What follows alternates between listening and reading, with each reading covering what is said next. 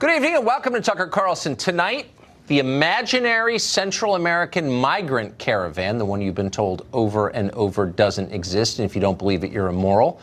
Well, it turns out it does exist.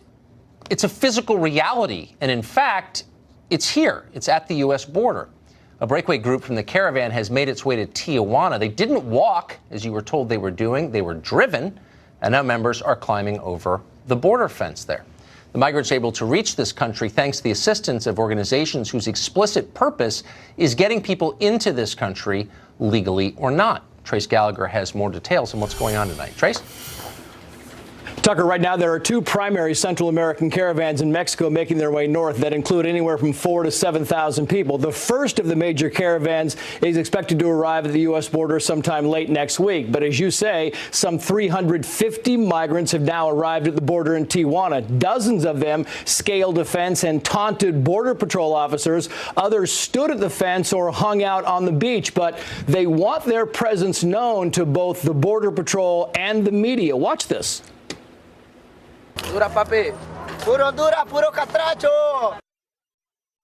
Yeah, catracho is slang for Honduran. There are reports these migrants broke from the main caravan about 4 or 5 days ago and took buses north. Impossible to tell exactly how many are from the caravan because the Border Patrol tells us Central American migrants sometimes arrive in droves every single day at the U.S. border. We certainly know that many of these migrants are being coached by groups like Pueblos Sin Fronteras or People Without Borders, a Chicago-based immigration advocacy group. In fact, even left-leaning news organizations like the LA Times and Washington Post have reported that members of Pueblos Sin Fronteras are embedded with the caravan.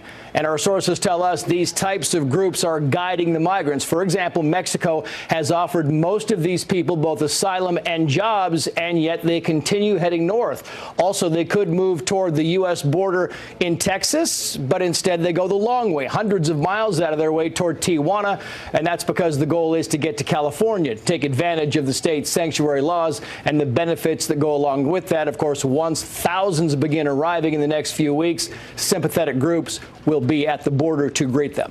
Tucker. Trace Gallagher, thanks for that update. Appreciate it. Well, the images you just saw are embarrassing and awkward for the liars you've been watching on television for the past month, the ones who've been lecturing you that the caravan doesn't exist and telling you that everything is just fine at the border. The president, along with his favorite TV network, were beating the drum on the looming so-called invasion, as they put it. The programming on the Caravan was propaganda. It was political campaign-motivated propaganda. Trump is like a racist Paul Revere, you know, the migrants are coming, the migrants are coming. He keeps calling it an invasion. Yes, an invasion of strollers. He made news by ratcheting up the Caravan scare talk and the troop numbers he believes are needed to meet this alleged threat. The so-called invasion. So people are streaming over the border illegally. What would you call it? I don't know. You're not allowed to call it anything, actually. This is a recurring theme on the left. Don't believe your own eyes. You're too dumb to trust your own senses. Listen to the smart kids. They know best. There's no crisis on the border. Even as hundreds of thousands of people stream into this country every year illegally, there's no illegal immigration crisis. Yeah, there are 22 million people living here illegally. It's not a crisis. It's not real. They'll tell you that on a loop endlessly until the day they retake power, at which point they'll say the crisis is real. In fact, it's so enormous, we can only solve it by granting blanket amnesty to all the people here illegally. There are 22 million, after all. What else can we do? This is a metaphor, really, for the left's entire program, which is built entirely on denying reality. They deny the reality of illegal immigration. They deny the reality of terrorism. They deny the reality of biological gender. And woe to the person who raises his hand and tries to insert reality into the conversation. They don't want that. When you have a program built entirely on denial and deception, it's not surprising you're also against free speech. You can't afford to have an honest conversation. We'd like to have an honest conversation. That's why we're speaking tonight to Bryan Wright. He's a Democrat and a former CIA officer, and he joins us on set. So I think there are arguments in favor of letting these people in, even illegally. That's a real position. Sure. And maybe you can make the case that it's good for America, it's good for our economy, or maybe you think it's bad for America and you want it anyway. I mean, there are all kinds of arguments. But what's not an argument is telling me that I'm a racist for acknowledging the reality of what is happening. And that's the position I'm seeing on television. You're correct. So here's where we should be starting with this conversation. Facts, which we typically don't, right? So the facts tell us that first-generation immigrants are a net drain on our economy. Second, to then eventually third generation become net contributors. That's the fact. Right. Secondarily, we know that the folks who are coming across the border, 1,000 to 2,000 people each day, again, having kids then in a year or 2 years down the road, we're talking hundreds of thousands of people all told, that those folks are initially anyway, a burden to our economy. Now, whether or not they contribute something many years down the road, that is an open question. We should be able to have this conversation irrespective of our party affiliation and come to a conclusion where we say, look, we need to have a thoughtful, strong border, prevent some of these folks from coming across, and if we don't, shame on us as a country. Well, I agree with that. I mean, I do think, as you just said, that this is in many ways an economic question, and I don't understand how you can look at the projections for what automation is about to do to our economy, eliminating a huge percentage of all low-skilled labor in this country, and say what we need is more low-skilled labor.